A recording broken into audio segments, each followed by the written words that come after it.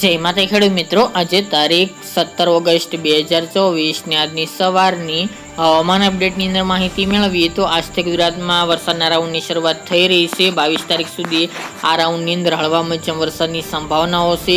તો કયા કયા વિસ્તારની અંદર વરસાદ નોંધાશે તેની અપડેટ મેળવીશું। સાથે જ આગામી ઓગસ્ટ મહિનાના એન્ડમાં પણ એક ભયંકર રાઉન્ડ જોવા મળશે, અતિ ભારે વરસાદની પણ આગાહી કરવામાં આવી છે, તેની પણ અપડેટ મેળવીશું। ચેનલમાં નવા હોય તો ચેનલને સબસ્ક્રાઇબ કરી નાખજો અને વિડીયોને લાઈક આપીને શેર કરી દેજો। આજથી ગુજરાતની અંદર એક હળવા વરસાદનો રાઉન્ડ શરૂ થવા જઈ રહ્યો છે। 17 થી લઈને 22 તારીખ સુધી આ રાઉન્ડ જોવા મળશે। ખાસ કરીને જે બંગાળની ખાડીમાં એક યુએસએ એટલે કે સાયક્લોનિક સર્ક્યુલેશન સક્રિય બન્યું, ત્યારબાદ તે આગળ વધ્યું, જેના કારણે ગુજરાતમાં આગામી 5 દિવસ દરમિયાન હળવો મધ્યમ વરસાદ વરસી શકે છે। હાલ આ રાઉન્ડ સાર્વત્રિક નહીં જોવા મળે, પરંતુ છૂટાછવાયા ભાગોની અંદર વરસાદની શક્યતાઓ રહેલી છે। આજથી લઈને 5 દિવસ દરમિયાન ઉત્તરના ભાગો અને કચ્છના ભાગોની અંદર હળવો મધ્યમ વરસાદ વરસી શકે છે। સૌરાષ્ટ્રની અંદર ભારે ઝાપટા પણ અમુક ભાગોની અંદર જોવા મળી શકે છે। બાકી ઘાટા વાદળછાયું વાતાવરણ જોવા મળે તેવું અનુમાન દેખાઈ રહ્યું છે। આજની વાત કરીએ તો સૌરાષ્ટ્રની અંદર હળવા સામાન્ય વરસાદી ઝાપટા જોવા મળશે, જેમાં ભાવનગર જિલ્લાના એકાદ બે વિસ્તાર, જુનાગઢ છે, રાજકોટ, જામનગર, હળવદ, મોરબી, સુરેન્દ્રનગર, બોટાદ અને અમરેલી એટલા ભાગોની અંદર કોઈ જગ્યાએ વરસાદી ઝાપટા જોવા મળી શકે છે। બાકી સાર્વત્રિક વરસાદની શક્યતાઓ ઓછી જોવા મળી રહી છે। એ સિવાય કચ્છમાં રાપર, ધોળાવીરા, ખાવડા, ભુજ, અંજાર આજુબાજુ, ગાંધીધામ અને માંડવી અને નળિયાના એકાદ બે ગ્રામ્ય વિસ્તારની અંદર વરસાદી ઝાપટા પડી શકે છે। આ સિવાય ઉત્તરના વિસ્તારો જેમાં મહેસાણા, હિંમતનગર, ઈડર, વડાલી, અંબાજી, આબુ, પાલનપુર, થરાદ, રાધનપુર, ધાનેરા, ભાંભર એ વિસ્તાર, વાવ છે, પ્રાંતિજ એ ભાગોની અંદર એટલે કે સાબરકાંઠા, બનાસકાંઠા, પાટણ, મહેસાણા આ 4 જિલ્લાની અંદર છૂટાછવાયા ભાગોની અંદર વરસાદી ઝાપટા જોવા મળી શકે છે।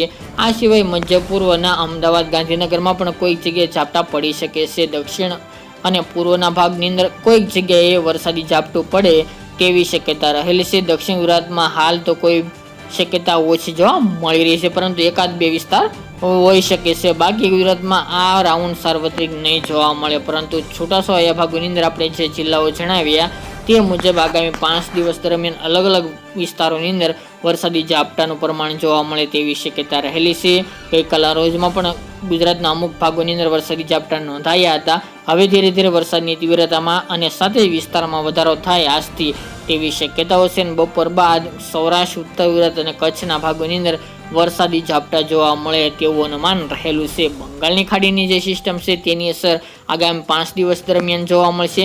ત્યારબાદ વાત કરીએ તો ઓગસ્ટ મહિના દરમિયાન એટલે કે 22 થી લઈને 30 ઓગસ્ટમાં ભારેથી અતિ ભારે વરસાદને લઈને આગાહી કરવામાં આવી છે।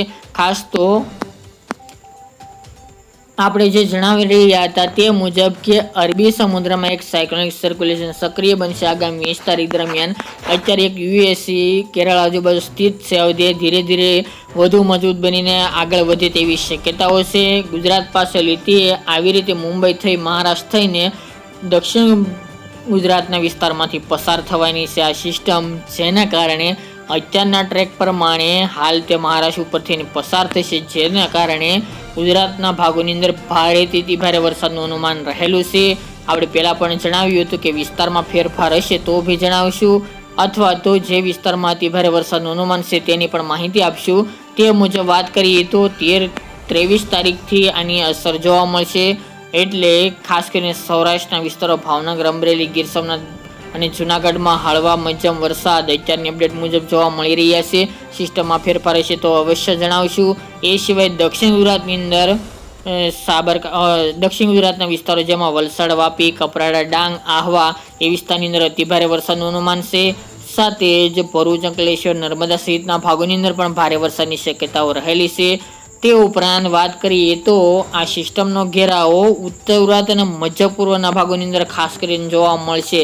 એટલે અત્યારે યુરોપિયન મોડલ જીપીએસ મોડલ અનુસાર જે માહિતી મેળવી રહ્યા છે તે પ્રમાણે જણાવીએ તો અતિ ભારે વરસાદની શક્યતાઓ વડોદરા, પંચમહાલ, દાહોદ, ગોધરા, ગાંધીનગર એ ભાગો અને ઉત્તરની અંદર મહેસાણા, સાબરકાંઠા, પાટણ તેમજ અરવલ્લી, મોડાસા, માંડલી, ખેડા એટલા ભાગોની અંદર ભારેથી ભારે વરસાદની શક્યતાઓ છે, જે જુલાઈ મહિના દરમિયાન અતિવૃષ્ટિ જોવા મળી એટલે કે 10 ઇંચ કરતાં પણ વધુ વરસાદ નોંધાયો. તે મુજબનો વરસાદ ઓગસ્ટ મહિનાના એન્ડમાં જોવા મળી શકે છે અને એની ભારે વરસાદની શરૂઆત 25 તારીખથી જોવા મળશે.